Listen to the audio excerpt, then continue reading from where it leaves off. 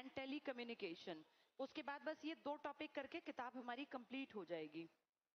इसमें से भी कुछ हिस्सा मैंने करवा रखा है। ट्रांसपोर्ट, अब थोड़ी देर बोर्ड पे समझ लो, फिर इसको किताब से पढ़ लेंगे। इसमें से क्वेश्चन आएगा बेटा फैक्चुअल, कोई एक फैक्ट आएगा किसी नेशनल हाईवे पर, किसी रेलवे स्टेशन पर, किसी हवाई अड्डे पर। छोटे छोटे से क्वेश्चन मिल सकते हैं, किसी का सन पूछ लेंगे, किसी के स्टेशन, किसी का नंबर नेशनल हाईवे का। ज्यादा क्वेश्चन बनते हैं जो करंट में न्यूज में रहें। पुराने क्वेश्चंस लगभग पीवाईक्यू में कवर हो गए। तो नेशनल हाईवेज पर जैसे नया कोई बना है, जैसे NH 152D बहुत फेमस हुआ, बहुत न्यूज़पेपर्स ने कवरेज दी, तो पिछली बार देखो सीईटी में क्वेश्चन आया, हो सकता है इस बार भी आए। ऐसे ही हिसार का इंटरनेशनल एयरपोर्ट, नेशनल लेवल पे कवरेज मिली, इन पे क्वेश्चंस बनेंगे। कई बार कोई पेपर सेट करने वाला पुराने घिसे पिटे क्वेश्चन भी डाल देता है कि सबसे लंबा नेशनल हाईवे, सबसे छोटा नेशनल हाईवे। तो जो हमारा सबसे पहला टॉपिक है वो सड़क परिवहन पर है, ट्रांसपोर्ट में। थोड़ा सा सुन लो, फिर पढ़ेंगे तो आसान लगेगा। हरियाणा जब अलग हुआ पंजाब से, तो बहुत ज्यादा कोई पक्की सड़कें हमारे यहाँ नहीं थी। हार्डली कुछ हिस्सों में सड़कें थी, क्योंकि आजादी के कुछ ही साल बीते थे और पंजाब ने ऊपर वाले पंजाब का डेवलपमेंट काफी किया था। ये तो दक्षिणी पंजाब का हिस्सा हो गया ना। अगर तब से अब कंपेयर करें तो 4 से 5 गुना ज्यादा बढ़ गई सड़कें, और सड़कों का जाल इस कदर तेजी से फैल रहा है कि जब मैं ये पढ़ा रही हूं और जब तुम पेपर दे रहे होगे शायद 3 महीने बाद, 2 महीने बाद, तब तक भी बहुत सारी सड़कों का डेवलपमेंट हो गया होगा। अपने गांव के आसपास देख लो। सोनीपत का अगर मैं एग्जांपल लूं, सोनीपत की हर एक डायरेक्शन में देखो बड़े बड़े हाईवेज निकल गए या फिर एक्सप्रेस वेज निकल गए। अब सोनीपत से दिल्ली जाने के लिए जरूरी नहीं है आप नेशनल हाईवे 44 का इस्तेमाल करें। आप यूईआर पकड़ लेंगे, या आप सोनीपत से बाहर निकलेंगे तो देखो बाहर की तरफ, यहाँ गोहाना की तरफ जाने वाले रोड पे पहले ही कितना बढ़िया कट दे दिया कि सीधे आप दिल्ली उतरते हैं। और आपको कोई रेड लाइट नहीं मिलती, कोई बीच में गांव नहीं, कोई कनेक्टिविटी करने वाला रोड नहीं, कोई जानवर नहीं, कोई ब्रेकर नहीं, सीधे आपकी गाड़ी एक स्पीड पर चलती है। इसका सच में फायदा अब नजर आता है। ईंधन की बहुत ज्यादा बचत होती है अगर आपकी गाड़ी एक स्टेबल स्पीड को मेंटेन कर लेती है। और मैं तो सिर्फ एक एग्जांपल सोनीपत का इसलिए दे रही हूँ क्योंकि सोनीपत में मैं देख रही हूँ आसपास। आप देखो जितने, चाहे आप पानीपत देख लो, पानीपत शहर के बीच में किसी को घुसना थोड़ी ना पड़ता है।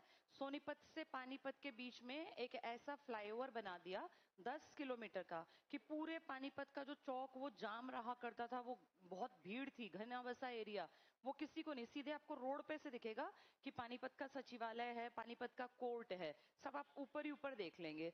ऐसे ही अगर बात करें गुरुग्राम की, तो गुरुग्राम को चारों तरफ से देखो कितने सारे एक्सप्रेसवेज और हाईवेज ने घेर लिया। पूरे हरियाणा में डेवलपमेंट हो रही है एट प्रेजेंट। अब तो हालत ये है कि दिल्ली से जम्मू जाने के लिए भी वाया ये हरियाणा सोनीपत का रूट फिर आगे निकल गया। पूरे इंडिया की कनेक्टिविटी बहुत तेज गति से बढ़ रही है। इसलिए एग्जैक्टली एक आंकड़ा देना कि इतने किलोमीटर की सड़कें हैं पॉसिबल नहीं है। आंकड़े लिखते लिखते भी आंकड़े बदल जाएंगे। हाँ, बहुत तेज गति से सच में ट्रांसपोर्टेशन का डेवलपमेंट हुआ, जिसमें सड़क के ऊपर अगर क्वेश्चन बनता है तो आप सब जानते हो इस देश में एक नेशनल हाईवे है 44, जो देश का सबसे लंबा है। लेकिन आपके यहाँ इससे भी लंबा एक नेशनल हाईवे है। वो कैसे?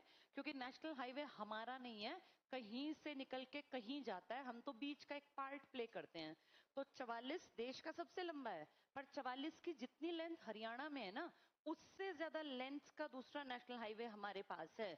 तो अगर पूछे हरियाणा में सबसे लंबा नेशनल हाईवे, तो 44 टिक मत करना। उस कंडीशन में हमारा बताओ कौन सा है? अब कौन सा है नंबर 1? अब नंबर 9, ये वही है जो पुराने टाइम पे 10 था, पीछे नंबर बदले थे ना। NH9 हरियाणा में सबसे लंबा नेशनल हाईवे है। एक्सप्रेसवे को भूल जाना, इसमें वो मत याद करना KMP और वो, उनको हटा दो। हम नेशनल हाईवे की बात कर रहे हैं। सबसे लंबा कौन सा हुआ? 9। इसकी टोटल लेंथ हरियाणा में ज्यादा है बजाय किसके मुकाबले? NH 44 के। देश में लंबा 44, पर हमारे यहाँ अपनी लेंथ मापेंगे तो हमारा लंबा कौन सा कहलाएगा? NH number 9। और हमारे यहाँ छोटा अगर गिनेंगे तो बेटा वो दिल्ली के महिपालपुर से एक रोड टच होता है, निकलता है, और वो जाता है गुरुग्राम तक। तुम सबको पता है महिपालपुर और गुरुग्राम का फासला बहुत कम है। इसकी लेंथ महज 6 किलोमीटर है, क्योंकि ये दिल्ली का बिल्कुल लास्ट कोना मान लो, और गुड़गांव हमारा टच है दिल्ली से। दिल्ली से लगते हुए 4 में गुड़गांव का नाम भी लेते हो ना, तो ये नेशनल हाईवे सबसे छोटा है, महज कितने किलोमीटर का? हाँ, कहाँ से कहाँ जोड़ता है ये? दिल्ली को हरियाणा, एग्जैक्ट जगह कहेंगे तो महिपालपुर को गुरुग्राम से। कितने किलोमीटर बताया? 6। देश का लंबा है 44, लेकिन हमारे अगर पूछा जाएगा तो एनएच नंबर 9, पहले यही एनएच नंबर 10 था। इसके ऊपर एक मूवी भी बनी थी, NH10 ही उस मूवी का नाम था। उसमें ये हमारे यहाँ जो ऑनर किलिंग और ये सब किया जाता है ना, ये मूवी बेस्ड थी। विराट कोहली की पत्नी कौन है? अनुष्का शर्मा, वो उसके मेन लीड में थी। तो उस मूवी का नाम ही NH10 था। उस जमाने में इस नेशनल हाईवे का नाम भी NH10 हुआ करता था, अब इसका नाम कर दिया NH9। स्टेट हाईवे की, अच्छा नेशनल हाईवे को मेंटेन कौन करता है? सबको पता है, national highway authority of India. तो ये भारत से संबंधित है, हमारा इसमें पर्सनल कोई लेना देना नहीं है। हमारे यहाँ काम जो करते हैं, जो अपनी सरकार, वो काम करती है स्टेट हाईवेज पर। राज्य के अंदर भी तो हाईवेज हैं, एक जिले को दूसरे से जोड़ने वाला। हमारे स्टेट हाईवेज की संख्या भी लगातार बढ़ रही है, और जैसे देश की सरकार काम कर रही है, जैसे एक्सप्रेस वे प्राइवेट सेक्टर काम कर रहा है, नेशनल हाईवे काम कर रहा है, ऐसे हमारा स्टेट हाईवे भी लगातार अपनी स्थिति को, अपनी सड़कों की स्थिति को सुधारने में लगा हुआ है। इसके अलावा एक लोकल सड़कें होती हैं जिनका रख रखाव करता है पब्लिक वर्क डिपार्टमेंट, या फिर उस इलाके का नगर निगम। जैसे तुम जो ये सड़कें जिन पे तुम चलते हो ना, अपने सेंटर तक आते हो, इनको किसी नेशनल हाईवे अथॉरिटी ने नहीं बनाया, ना स्टेट ने। इनके रख रखाव, मेंटेनेंस, सफाई, इनके सारी चीजों की जिम्मेदारी या तो नगर निगम की है। नगर निगम का सबसे बड़ा अधिकारी कौन होता है? मेयर। आप ही तो चुनते हो मेयर। भाई सीवरेज का काम ठीक रहे, सफाई रहे, गंदगी ना फैले, सड़कों पर स्ट्रीट लाइट्स हो, ये सब काम इन लोगों का है। या तो लोकल सड़कों के लिए ये जिम्मेदार है, या फिर पब्लिक वर्क्स डिपार्टमेंट। ये दोनों मिलके ही काम करते हैं। पब्लिक वर्क जनता के काम करने वाला। तो 3 तरह की सड़कें हैं, एक आपकी लोकल, एक आपकी स्टेट के बड़े बड़े शहरों को जोड़ने वाली, और एक आपको देश से कनेक्ट करने वाली। अब इन सब से, ये है सरकारी, इसका पैसा टैक्स का पैसा है सबका, तीनों का, नेशनल हाईवे का, स्टेट हाईवे का और लोकल सड़कों का।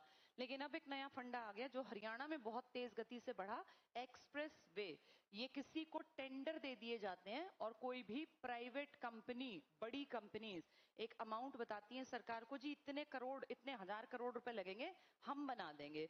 ऐसे जिसके सबसे सस्ता टेंडर होता है, सरकार उस कंपनी को हायर करती है और कहती है तुम बना लो। फिर वो कंपनी उसको बनाती है, और कंपनी बनाने के बाद जब वो पूरा होता है तो सरकार को हैंड ओवर कर देती है। या कई बार कंपनी अपना पैसा पहले निकालती है, 10-10 साल तक कंपनीज रखती हैं। एक नया नया तो क्या, अब तो पुराना हो गया, पब्लिक प्राइवेट पार्टनरशिप, जिसमें PPP मॉडल था कि सरकार सब जगह पैसा नहीं लगा पाती, सरकार प्राइवेट लोगों को काम दे देती है।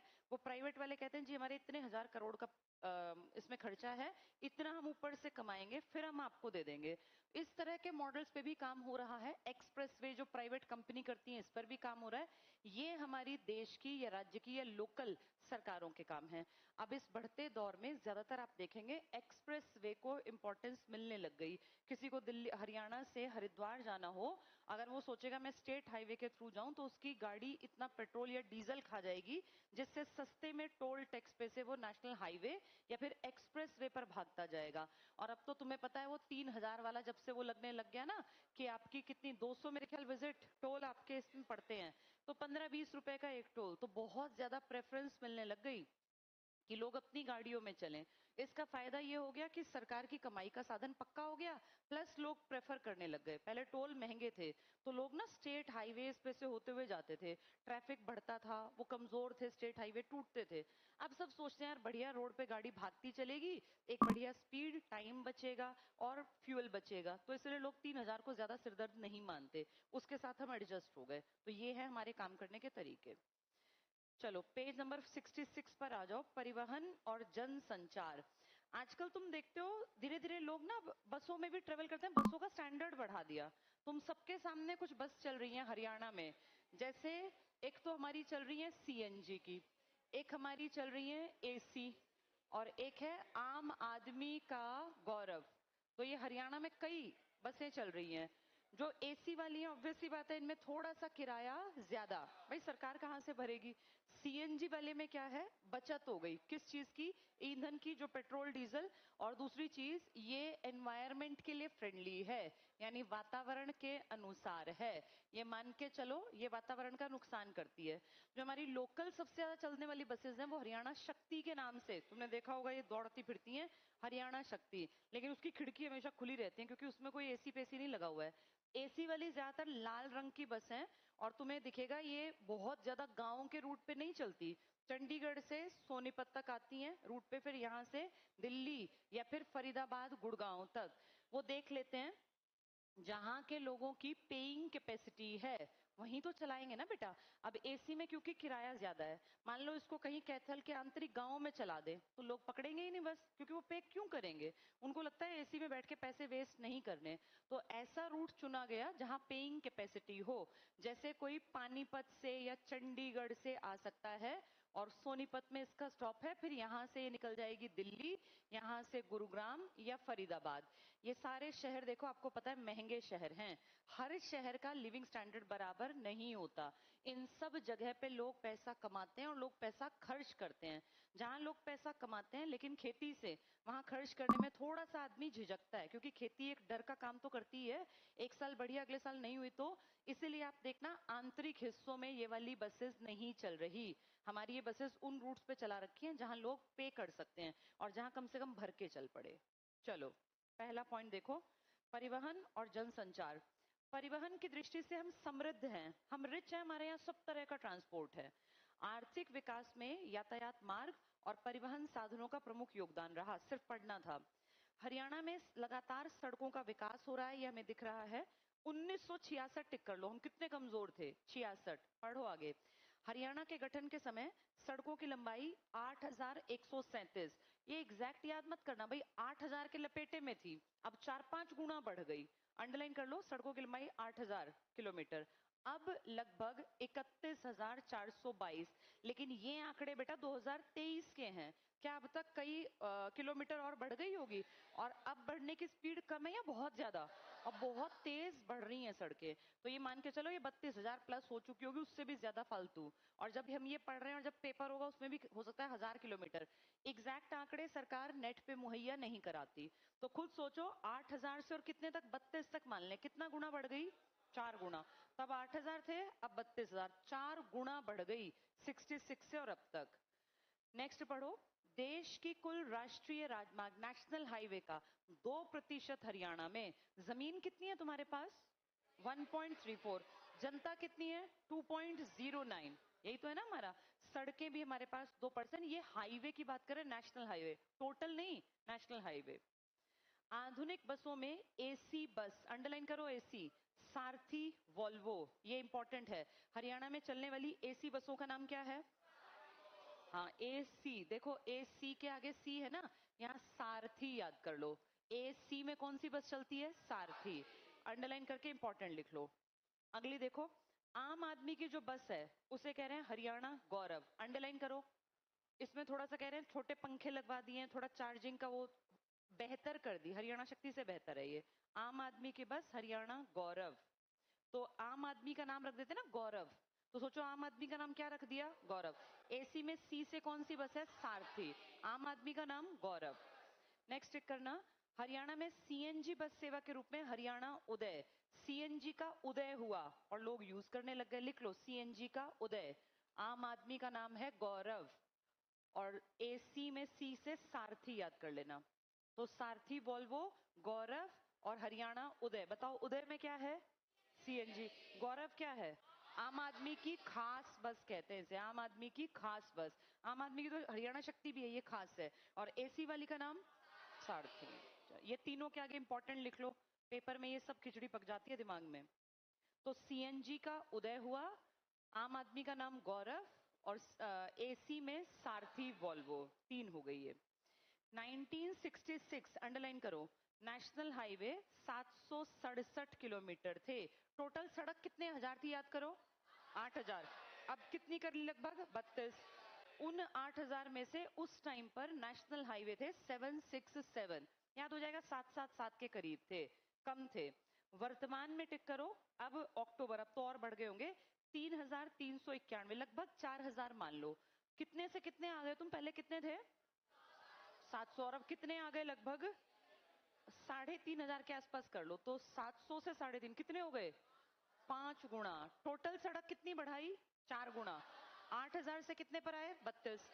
नेशनल हाईवे 700 से 3500 के आसपास आ गए, यानी 5 गुना। तो ऐसे ट्रिक याद कर लेते हैं, वरना कौन सा डिजिट याद रखो? कितने डिजिट है? सड़क बढ़ी है 4 गुना, 8,000 से 32 के लपेटे में, और ये 767 से आ गए लगभग 3500, 5 गुना। नेक्स्ट पहुंचो। राज्य में Jagadhri, very very very important, शायद मैंने बताया भी, और रेलवे की वर्कशॉप है।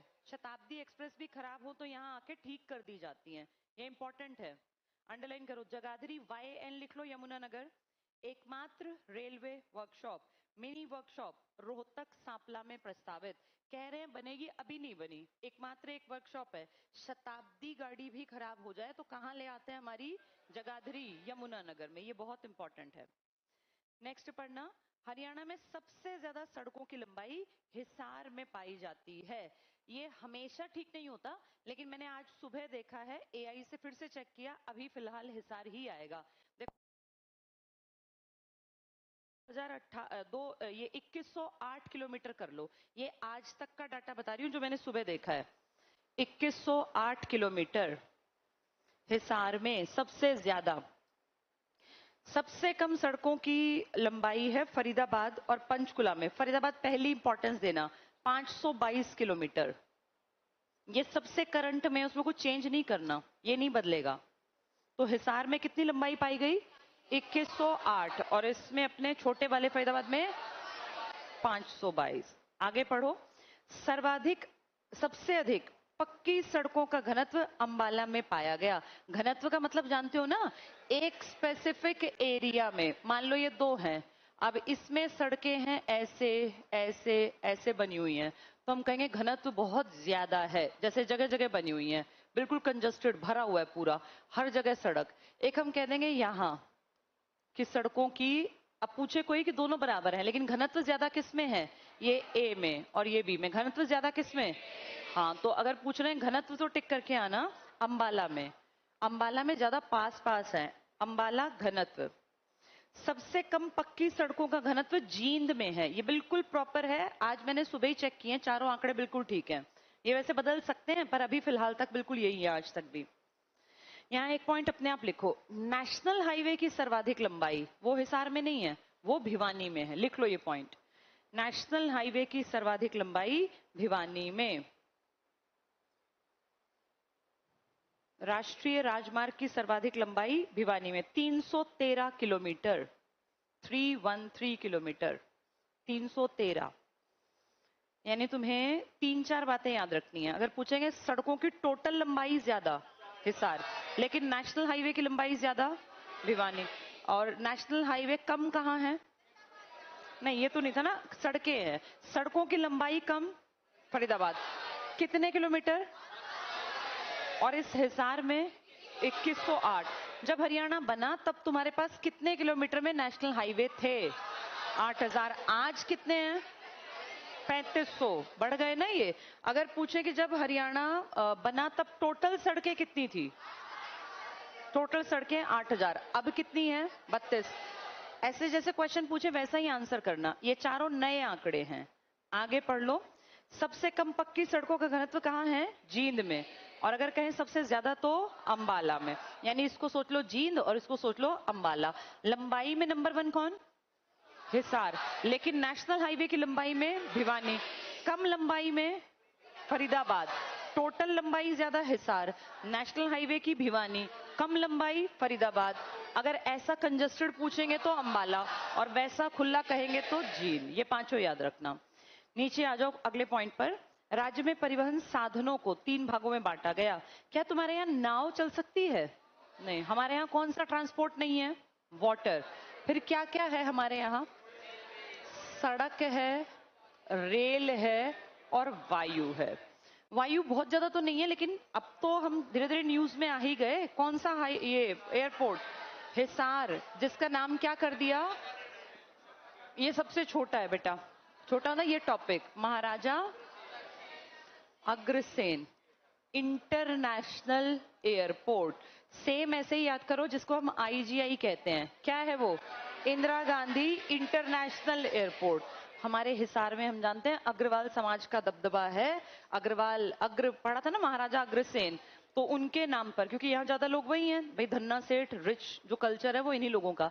वैसे भी हमारे लिए बहुत रिस्पेक्टेबल है महाराजा अग्रसेन, तो हमने हवाई अड्डे का नाम कर दिया महाराजा अग्रसेन 2021 में। अब तो पुरानी बात हो गई है।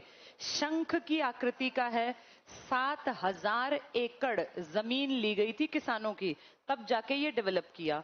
वायुयान की अगर बात करें तो बहुत ज्यादा कोई तुम्हें ऐसे नीचे उड़ते हुए हवाई जहाज नहीं दिखते। अगर दिल्ली जाओगे तो जहां दिल्ली के गांव है ना, वहां ऐसा लगता है बस नीचे ही आने वाला है। यहाँ के लोगों को तो अचंभा लगता है कि इतने नीचे दिखते तो हमें भी हैं, लेकिन हमारे यहाँ देखो ऊपर दिखते हैं कभी कभी। हमें हवाई जहाज की नॉर्मल आवाज नहीं आती, जबकि दिल्ली के गाँव में ऐसा लगता है बिल्कुल बस लैंड ही करने वाला है। कारण वहां हवाई अड्डा बहुत क्लोज में है। हमारा इकलौता इंटरनेशनल एयरपोर्ट IGI के जो सबसे करीब पड़ता है वो हिसार का महाराजा अग्रसेन है। और क्योंकि ग्रीन फील्ड है, ग्रीन फील्ड होता है बिल्कुल हरे किसी जगह पे, जब खेत एक्वायर करके बनाया जाए, तो ये बहुत बड़ा हवाई अड्डा हमने डेवलप कर लिया। प्रेजेंट में बहुत ज्यादा आवाजाही नहीं है, कभी आगे जरूरत पड़ी तो कह रहे हैं IGI पे जब भार बढ़ेगा इसका तो इसको यहाँ ट्रांसफर कर देंगे।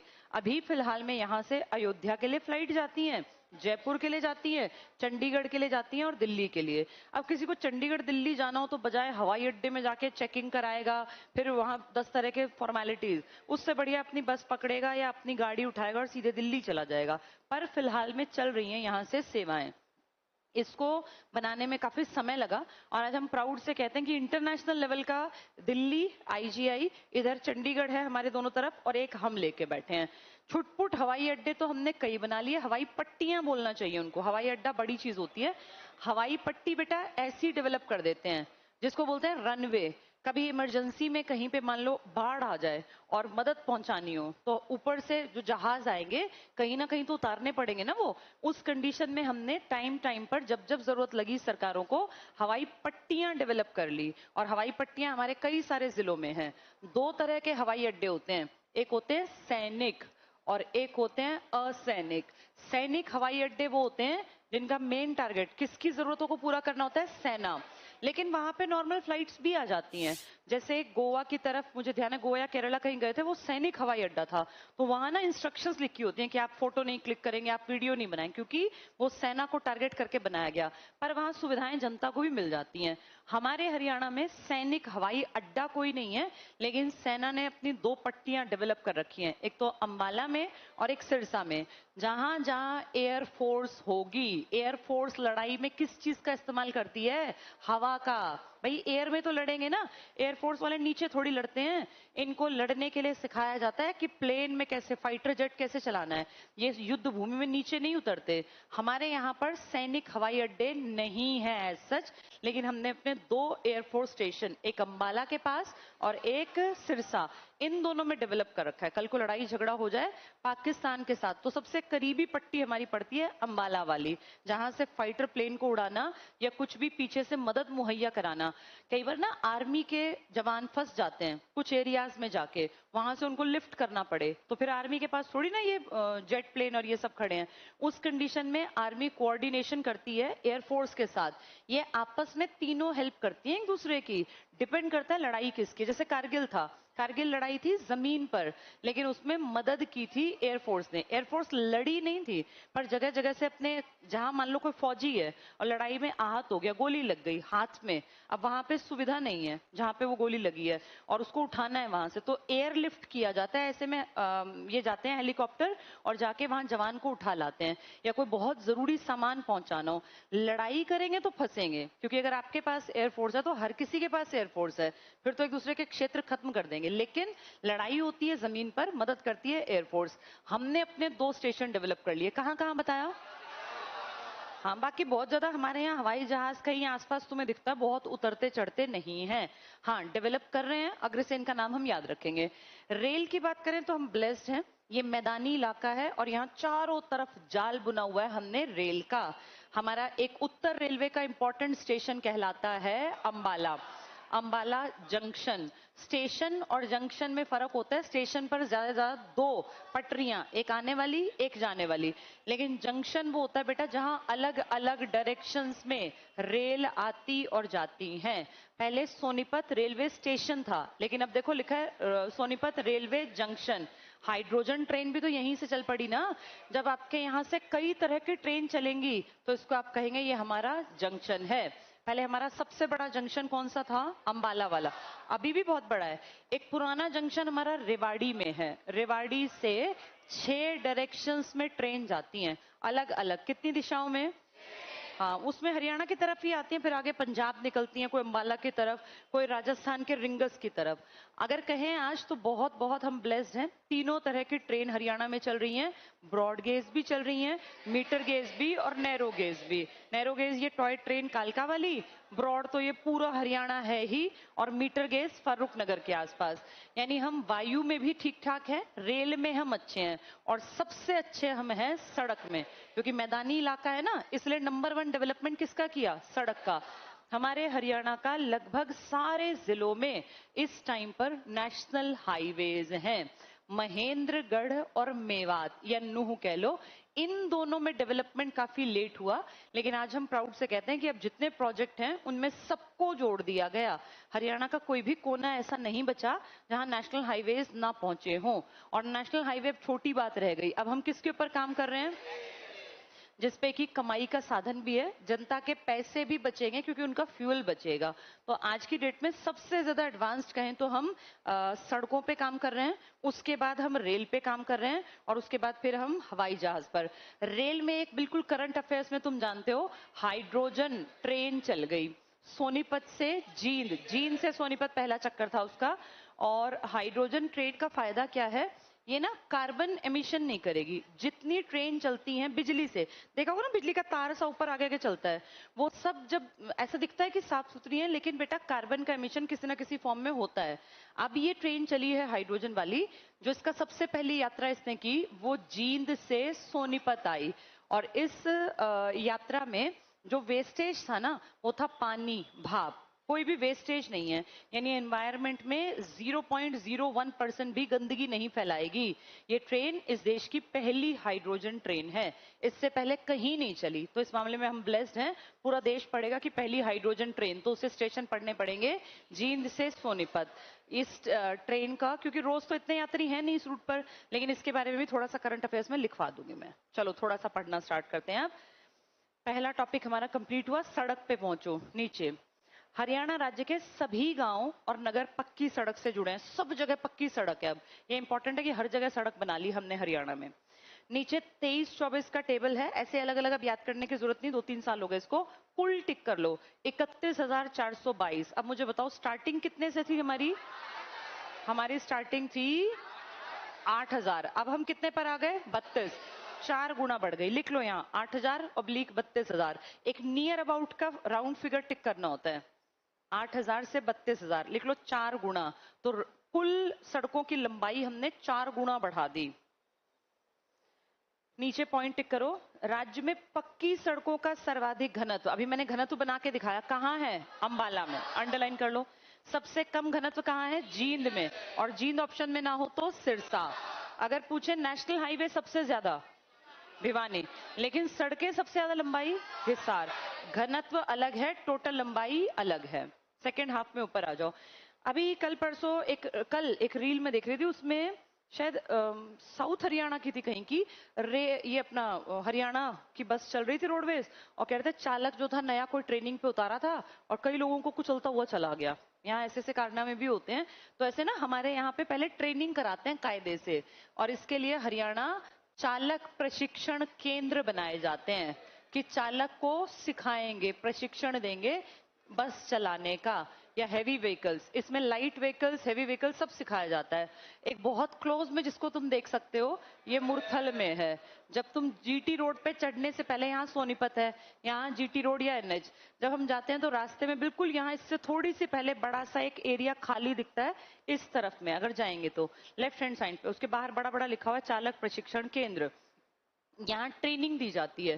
तो हमारे हरियाणा में 16 ऐसे ट्रेनिंग सेंटर हैं जहां इनको बस चलानी सिखाई जाती है। टिक कर लो ये। 16 विभागीय चालक प्रशिक्षण संस्थान, आगे पढ़ लो। इनमें हल्के वाहन चालकों के लिए डीटीआई मुरथल में, लेकिन उसके बाहर मैंने पढ़ा लिखा है भारी वाहन चालक, तो इसका मतलब दोनों की ट्रेनिंग होगी। टिक कर लो मुरथल। डीटीआई का मतलब है ड्राइवर्स ट्रेनिंग इंस्टीट्यूट, मेंशन कर लो। ड्राइवर्स ट्रेनिंग इंस्टीट्यूट, यानी ड्राइवरों की ट्रेनिंग का इंस्टीट्यूट, डीटीआई मुरथल, ये फेमस है। आगे टिक करना। चार चालक प्रशिक्षण अनुसंधान संस्थान, बताओ अनुसंधान वाले क्या करते हैं? रिसर्च। इसका फुल फॉर्म है आईडीटीआर का, institute of driving training and research, लिख लो। इंस्टीट्यूट ऑफ ड्राइविंग ट्रेनिंग यानी ड्राइव करने की training, institute of driving training and research. ये 4 है, रिसर्च के सेंटर 4 और चलाना सिखाने के 16, 20 सेंटर काम कर रहे हैं। इन चारों को चलवाने में ना बेटा पैसा लगता है, रिसर्च का काम तो पैसे का काम है ना, तो उसमें थोड़ा प्राइवेट सेक्टर से भी पैसा ले लेते हैं। पहला टिक कर लो, मारुति उद्योग, ये हेल्प कर रहा है बहादुरगढ़ में। बहादुरगढ़ में मारुति नहीं बन रही, बहादुरगढ़ में मारुति उद्योग मदद कर रहा है रिसर्च सेंटर में, यानी ड्राइवर्स की ट्रेनिंग के ऊपर। एक तो स्टेशन है 16, भाई चला नहीं सिखाओ इनको, बताते हैं कहाँ रोकनी है, कितनी ब्रेक मारनी है, कितनी दूर से पब्लिक के देख के रोक देना है। फिर 4 कहते हैं हम रिसर्च भी करेंगे कि भाई किस तरह के इंजन, कैसी ब्रेक, कैसा क्या हो। रिसर्च वालों में पैसा लगाया पहला मारुति ने, कहाँ लगाया? बहादुरगढ़ में। यहाँ ट्रेनिंग से जरूरी रिसर्च है। अगला अशोक लीलैंड, भारी भारी ट्रक देखे फौज के, उसके नीचे अशोक लीलैंड लिखा होता है, भारी वाहन बनाती है, ये टिक करो। ये कैथल में रिसर्च का काम कर रहा है, कैथल में। केंद्रीय वित्तीय सेंट्रल लेवल से पैसा आ रहा है भिवानी में। सड़कों में भिवानी का क्या पढ़ा था? नेशनल हाईवे सर्वाधिक थे ना, यहाँ पैसा देश लगा रहा है। और एक मेवात में है हमारा रिसर्च का काम, मेवात में रिसर्च का काम है, भिवानी में रिसर्च का काम है। कैथल में किसने पैसा लगाया? अशोक लीलैंड। और बहादुरगढ़ में मारुति, ये टिक कर लो, बहादुरगढ़ मारुति, अशोक लीलैंड कैथल। एक नेशनल लेवल का, सेंट्रल लेवल का आया पैसा भिवानी में और एक मेवात में। क्या खास है यहाँ? ये ड्राइवर ट्रेनिंग है या रिसर्च भी है?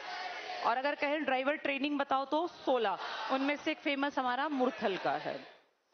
अब नीचे आ जाओ, राष्ट्रीय राजमार्ग, नेशनल हाईवेज, पहला पॉइंट पढ़ लो बस। राष्ट्रीय राजमार्ग प्राधिकरण एनएचएआई की बात कर रहे हैं, 2023 तक के आंकड़ों के अनुसार, अंडरलाइन करो, राष्ट्रीय राजमार्गों की लंबाई 3391। अब लगभग कितनी मान ले? 3500, लगभग 3500। हरियाणा में, ये इंपॉर्टेंट है, देश के राष्ट्रीय राजमार्गों का 2% है। आबादी कितनी है तुम्हारे पास? 2.09, लिख लो यहाँ, पॉपुलेशन 2.09।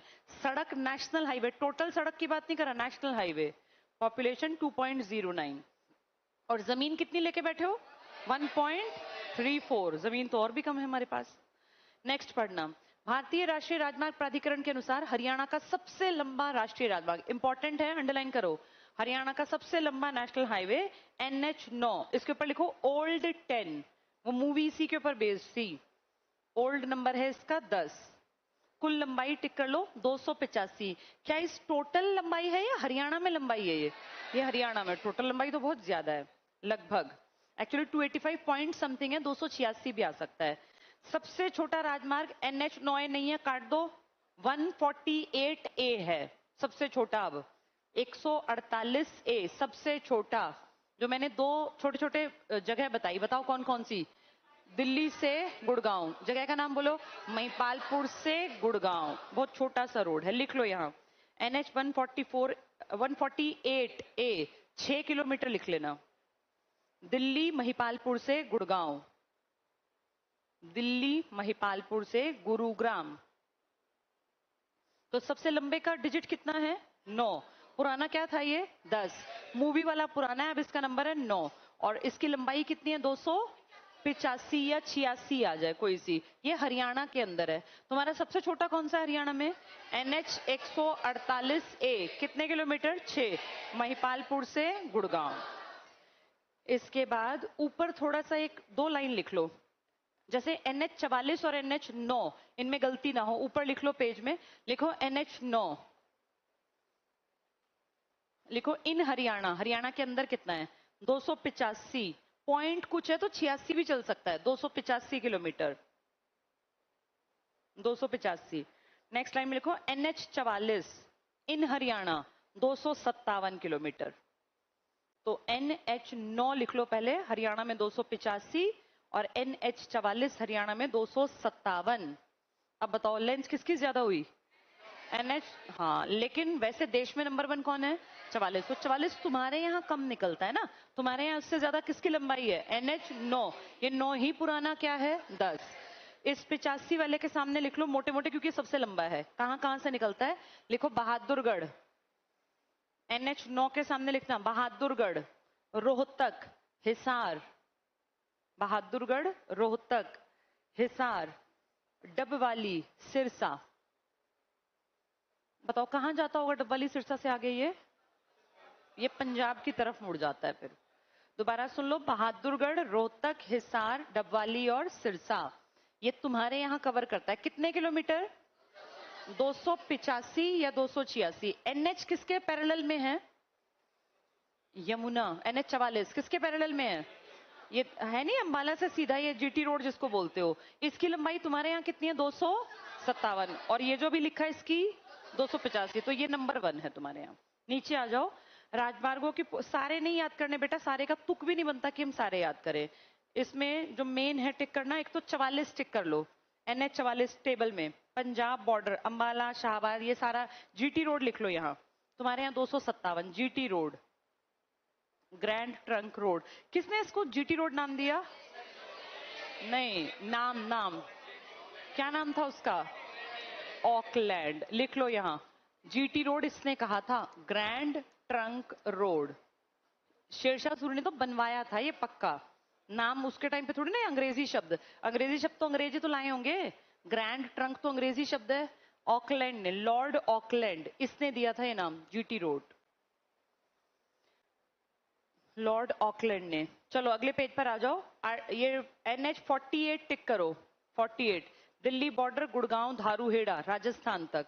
148A कर लो। बताओ क्या खास है इसमें? सबसे छोटा। यहां लिख लो सबसे छोटा। दिल्ली बॉर्डर से गुड़गांव। दिल्ली बॉर्डर का नाम बताओ? महिपालपुर। लिख लो यहाँ ये भी, महिपालपुर। महिपाल किसी का नाम होगा, और पुर तुम लिखते थे, महिपाल नाम का कोई राजा रहा होगा। महिपालपुर, जैसे अनंगपुर, ऐसे बांध था ना एक हमारा अनंगपुर, ऐसे ही महिपालपुर। चलो 48 में 6 किलोमीटर टिक कर लो, सबसे छोटा लिख लेना। अब आ जाओ नीचे, राजकीय राजमार्ग, स्टेट हाईवेज, इनमें किसका पैसा खर्च होता है? स्टेट का। पहला टिक करना। राजकीय राजमार्ग सड़कें जो हैं जिला हेडक्वार्टर को जोड़ती हैं या औद्योगिक नगरों को या बाकी शहरों को, ये देश को नहीं जोड़ती, आपके राज्य के अंदर है। इनके रख रखाव, अंडरलाइन करो, रख रखाव और निर्माण का काम करता है राज्य लोक निर्माण विभाग, PWD कर लो यहां, स्टेट का पब्लिक वर्क डिपार्टमेंट। लोक निर्माण पब्लिक वर्क डिपार्टमेंट PWD। सबसे छोटा राज्य अपना टिक मार्क करो, हमारा राज्य राजमार्ग है SH6, state highway number 6A। कुल लंबाई 3.7 किलोमीटर हमारी स्टेट के अंदर। कितने किलोमीटर? 3.7।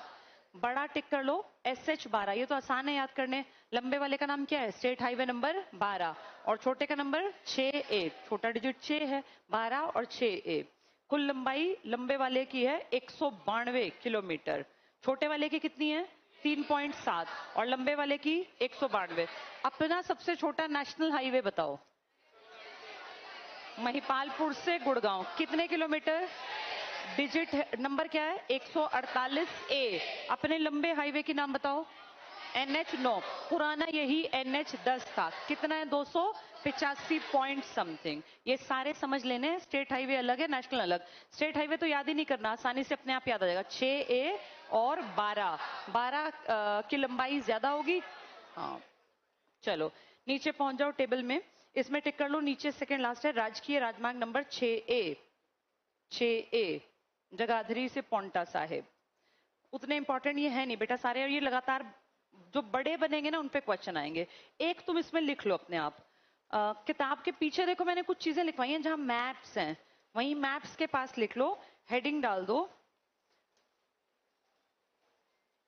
या एयरपोर्ट में लिखवाना था वैसे वो। चलो ट्रेन यही लिख लो, चलो इकट्ठे लिखवा देती हूँ, फिर वही है अगला टॉपिक। हेडिंग डाल दो वहां हिसार एयरपोर्ट।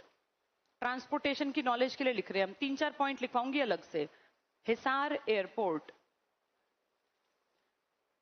हेडिंग डाल के पॉइंट्स में लिखते चलना। पहला पॉइंट लिखो, पहला व्यावसायिक और नागरिक हवाई अड्डा। फर्स्ट कमर्शियल, पहला व्यावसायिक जिसका टारगेट है व्यापार को बढ़ावा देना, प्लस नागरिक हवाई अड्डा। सिविल, सिविल हवाई अड्डा, पहला पॉइंट। दूसरा लिखो 7200 एकड़ एरिया, 7200 एकड़। जो पॉइंट छूट जाए उसको छोड़ के अगला लिख लेना, 7200 एकड़। थर्ड पॉइंट लिखो इसमें 1965, 1965 हिसार एविएशन क्लब बना था। 1965 हिसार एविएशन, एविएशन होता है नागरिक उड्डयन, हिसार एविएशन, एविएशन क्लब बना था। यानी ये पहले हवाई अड्डा नहीं था, पहले ये हिसार एविएशन क्लब था 65 में। इसी के पास लिखो स्टार्टेड इन 1967, वो क्लब भी चला था 1967 में। 1965 हिसार एविएशन क्लब बना, चला 1967 में। इसी में लिखो रनवे, रनवे जानते हो जिसपे जहाज दौड़ते हैं, हवाई पट्टी। हवाई जहाज में जब बैठते हैं ना तो ऐसा नहीं कि बैठते एकदम उड़ जाएगा, नहीं, पहले हवाई जहाज थोड़ा सा नीचे नीचे चलता है और पहले भी नीचे मुड़ के एक डायरेक्शन पकड़ता है, उसके नॉर्मल सी स्पीड होती है उस टाइम जैसे गाड़ी चल रही है, फिर उसके बाद जाके थोड़ी देर खड़ा रहता है, इंजन को ऑन रखते हैं। वो इंजन एक्चुअली थोड़ा अपने आप को हीट जनरेट कर रहा होता है, फिर 2-3-4 मिनट बाद वो थोड़ा स्पीड धीरे धीरे भागना स्टार्ट होता है, फिर वो काफी तेज भागता है, नीचे के नीचे सब नीचे हो रहा होता है, फिर उसके बाद चलने के बाद जब उसका इंजन अपने आप को हीट कर लेता है तब वो उड़ान भरता है। ऐसा नहीं यहाँ खड़ा सीधे एकदम उड़ जाएगा, ऐसा नहीं हो सकता, तो उसके लिए रनवे बनाना पड़ता है, पट्टी जिसपे वो दौड़ लगाएगा। लिखो यहाँ पर रनवे 1219 मीटर थी शुरू में, 1200 हाँ 1219 मीटर थी, तो छोटा सा था पहले रनवे। अब लिखो 3048 मीटर का रनवे, अब 3048 मीटर, इतनी दूर भाग सकती है। 10,000 फीट, ये कह लो 10,000 फीट, इतना बड़ा रनवे बना दिया हमने, जबकि पहले सिर्फ 1200 मीटर का था। तो 1200 मीटर था, अब 3048 मीटर या 10,000 फीट, बाद में पूछना। नेक्स्ट लिखो इसमें टर्मिनल 1। टर्मिनल पता है ना, जैसे अगर बड़ा हाँ ये हो ना बेटा एयरपोर्ट, देखो बोर्ड पर, अगर कोई एयरपोर्ट बहुत बड़ा है, बहुत बड़ा, तो इसमें सारी फ्लाइट्स एक साथ आएंगे तो बड़ी भीड़, बुरा हाल मच जाएगा, तो क्या करते हैं इसके पार्ट्स डेवलप कर देते हैं बेटा, उनको नंबर दे देते हैं, लिखा होता है T1, T2, T3, T4, जितना बड़ा होगा उतने टर्मिनल ज्यादा होंगे। अब जैसे मान लो यहां से इमेजिन कर लेते हैं हमारे हिसार से किसी को, अब इतनी भीड़ नहीं है, दिल्ली से समझो, दिल्ली से कितने लोग कहां कहां जाते हैं। अब दिल्ली से मान लो किसी को मुंबई जाना है तो उसकी टिकट पे लिखा होगा कि आपकी जो फ्लाइट है वो टर्मिनल 1 से मिलेगी। किसी को अगर दिल्ली से मान लेते हैं कश्मीर जाना है तो उसके पे लिखा होगा आपको टर्मिनल 3 से मिलेगी, तो वो आदमी जाके टर्मिनल 3 का एक स्पेसिफिक एरिया है वहीं अपनी गाड़ी को रोकेगा, सामान उतारेगा, अंदर चला जाएगा। अब सोचो सारी भीड़ आपस में होगी तो हौच पौच बुरा हाल मचेगा।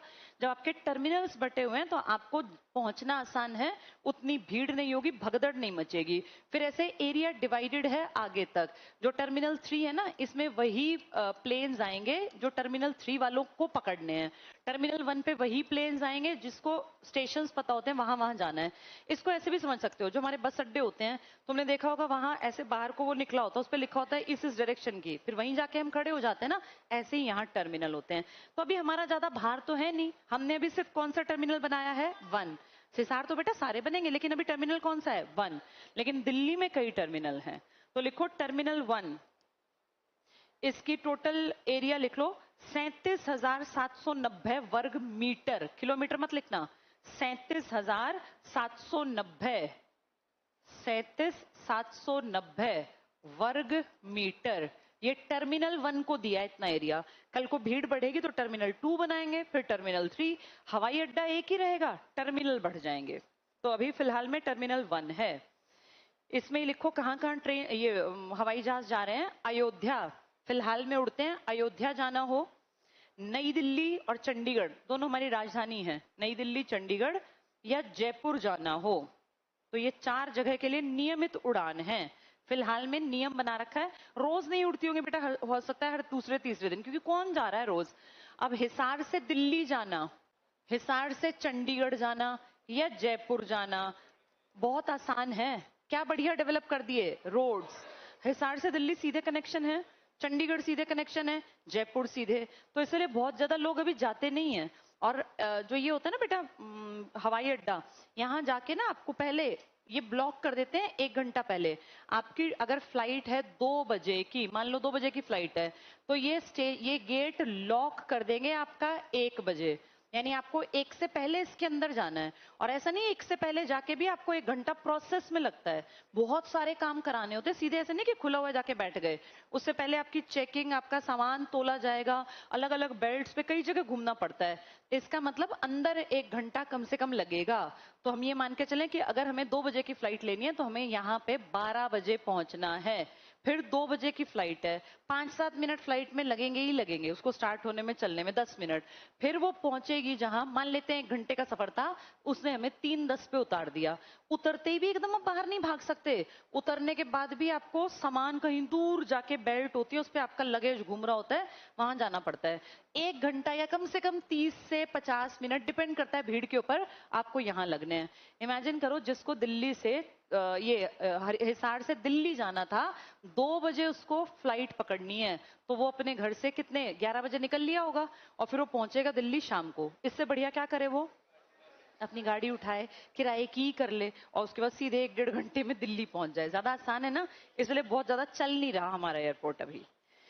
चलो लिख लो कहाँ कहाँ फ्लाइट जाती हैं। अयोध्या, नई दिल्ली, चंडीगढ़, जयपुर नियमित उड़ानें। और क्यों बनाया हमने ये, पता है क्यों बनाया? मोदी जी ने एक सपना देखा था, उड़े देश का आम नागरिक, ये नाम था उस प्रोजेक्ट का। इसको कहते हैं उड़ान। तो उड़े, देखो उड़े देश का आम नागरिक, ये प्रोजेक्ट था। लिख लो यहां, लिखो उड़ान, UDAN, इसके सामने लिख लो उड़े देश का आम नागरिक योजना का हिस्सा है ये। उड़े देश का आम नागरिक योजना का हिस्सा। तो अब हिसार एयरपोर्ट के ऊपर तुम्हें जो पेपर में आ सकता है वो मैंने बता दिया। पहले ये एयरपोर्ट था, ये पहले हवाई पट्टी थी। कौन सी थी ये? Hisar aviation club. कब इसके ऊपर काम शुरू हुआ? 1965। फिर कब उड़ने लगे? 67। तब छोटी सी पट्टी थी। अब ये क्या है? बहुत बड़ा इंटरनेशनल एयरपोर्ट। अभी कितने टर्मिनल बना दिए? एक। कितने हजार एकड़ में फैला है? 7200 एकड़ इसमें फैला है। और जो ये टर्मिनल एक बनाया ये 37,000 कुछ में ना, ये बहुत बड़ा नहीं बनाया। चलो एक टॉपिक और लिख लो ट्रेन का, इसी के पास, यही लिख लो बेशक। NH 152D हेडिंग डाल दो, NH 152D। इसमें लिखो इसका नाम ट्रांस हरियाणा एक्सप्रेसवे। इनके ऊपर क्वेश्चन आएंगे जो लिखवा रही हूं। Trans Haryana expressway.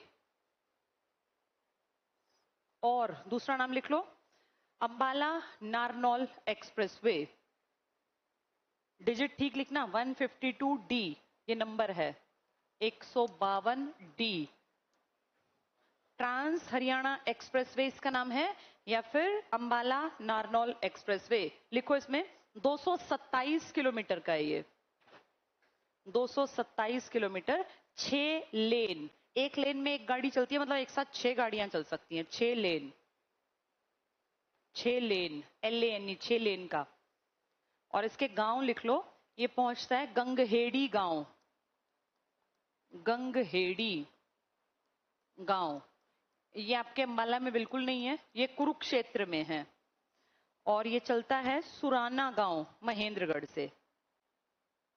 सुराना गांव, महेंद्रगढ़, इनके बीच में ये इन गांवों को जोड़ता है। और इस बीच में सारा ये मेन तुम्हारा 152D के ऊपर पड़ जाता है सारा इलाका। ठीक है, गांव पूछे तो गंगहेड़ी से सुराना। कहां कहां से गुजरता है? लिखो किस किस जिले से गुजरता है, ये इंपॉर्टेंट पॉइंट है। लिखो कुरुक्षेत्र, कैथल, करनाल, जींद। ट्रिपल K और जींद तुम्हें पता है ना, एक ग्रुप है ये, चावल पैदा करते हैं ये सबसे ज्यादा। कौन सा ग्रुप? K और जींद, इन चारों से गुजरता है 152D। कॉमा लगा के लिखो रोहतक, भिवानी, चरखी दादरी, ये भी इकट्ठे हैं। रोहतक, भिवानी, चरखी दादरी। और लास्ट में कॉमा लगा के महेंद्रगढ़, रटना मत, समझ लेना। ऊपर के 4 हैं चावल पैदा करने वाले, कौन कौन? के जींद, कुरुक्षेत्र, कैथल, करनाल, जींद। उसके बाद नीचे की पट्टी के 3 हैं, रोहतक, भिवानी, चरखी दादरी, और नीचे लास्ट में महेंद्रगढ़। देखो बेटा, इसका नाम है अंबाला और महेंद्रगढ़। अंबाला और क्या लिखा तुमने? नारनौल, महेंद्रगढ़ का हिस्सा। लेकिन तुमने देखा अंबाला से पहले कुरुक्षेत्र के गांव में ही ये एंड हो गया। कहां पर? कौन सा गांव बताया? गंगहेड़ी। नाम है अंबाला नारनौल एक्सप्रेसवे, लेकिन इसका लास्ट स्टॉप जो अब तक है ना वो कुरुक्षेत्र में है, तभी मैंने नाम लिखवाए जिले के। बिना देखे बताओ कितने जिलों में से गुजरा ये? कुरुक्षेत्र, कैथल, करनाल, जींद, रोहतक, भिवानी, चरखी दादरी और महेंद्रगढ़। नारनौल का कौन सा गांव है? वो सुराना। और ऊपर कौन सा गांव है? वो गंगहेड़ी। कहाँ है वो? कुरुक्षेत्र। तो अभी अंबाला, कुरुक्षेत्र तो अंबाला के ऊपर है ना बेटा, वहां तक नहीं गया ये, इसलिए नाम है इसका अंबाला नारनौल, लेकिन अभी इसका लास्ट गांव है गंगहेड़ी और नीचे है सुराना। ये बहुत इंपॉर्टेंट है, पिछली बार भी एग्जाम में इसके ऊपर क्वेश्चन आया था। कितने किलोमीटर का है ये? 227। ऐसे याद रखना। कितनी लेन है इसमें? 6। एक और इंपॉर्टेंट हेडिंग डाल दो, लिखो फर्स्ट हाइड्रोजन ट्रेन। इन पे बनेंगे क्वेश्चन। NH 152D पर, ये शंख की आकृति वाले तुम्हारे एयरपोर्ट पर, और इस पर फर्स्ट हाइड्रोजन ट्रेन लिखो। इसमें जींद से सोनीपत, जींद से सोनीपत पहला पॉइंट। दूसरा पॉइंट लिखो देश की पहली ग्रीन एनर्जी, देश की पहली ग्रीन एनर्जी हरित ऊर्जा आधारित रेल, देश की पहली हरित ऊर्जा ग्रीन एनर्जी आधारित रेल। ठीक है, इसमें लिखो कार्बन की जगह, कार्बन की जगह केवल पानी और भाप छोड़ेगी, तो कोई नुकसान नहीं होगा। कार्बन की जगह केवल पानी और भाप छोड़ेगी। नेक्स्ट पॉइंट में लिखो 90 किलोमीटर डिस्टेंस, 90 किलोमीटर, 10 कोच जो इसमें डब्बे चलेंगे। कितने डब्बे चल रहे हैं? 10 कोच, 2600 यात्री ट्रेवल कर सकते हैं इसमें एक साथ। लिख लेना, ये सब करंट अफेयर्स में है। 10 कोच, 2600 यात्री। नेक्स्ट में लिखो जींद में ग्रीन हाइड्रोजन, जींद में ग्रीन हाइड्रोजन उत्पादन संयंत्र स्थापित किया गया। जींद में ग्रीन हाइड्रोजन उत्पादन संयंत्र स्थापित किया गया। कितनी कोच है इसमें? हाँ, और इसको कौन, इसकी स्पीड लिख लो 75 किलोमीटर प्रति घंटा। बहुत तेज नहीं भाग पाएगी अभी हाइड्रोजन वाली है ना, 75 किलोमीटर प्रति घंटा। और इसको कौन सा रेलवे का जोन संभाल रहा है? Northern railway. लिख लो उत्तरी रेलवे, जिसको जो सोनीपत वाले को भी संभाल रहा है, उत्तरी रेलवे। क्लियर हो गया सबको ये? इन 3 पे ज्यादा क्वेश्चन बनेंगे। NH 152D पर, हाइड्रोजन की ट्रेन पर तो आने की उम्मीद है ही है। और तीसरा क्या है? वो शंख की आकृति। कैसी आकृति है हमारे हिसार एयरपोर्ट की? शंख। कितने एकड़ में है? 7200 में। इसकी स्पीड कम है या ज्यादा है? कम है। हाइड्रोजन वाले की कितनी है? 75 किलोमीटर। कितने लोग आ जा सकते हैं? 2600। कितनी बोगीज लगा दी? 10। कहां से कहां चली? जींद से सोनीपत। वो प्लांट, क्योंकि हाइड्रोजन भरनी भी तो पड़ेगी, प्लांट कहां लगाया? जींद में। ये देश की पहली है। चलो थोड़ा सा जो रह गया इसको कल निपटवा दूंगी।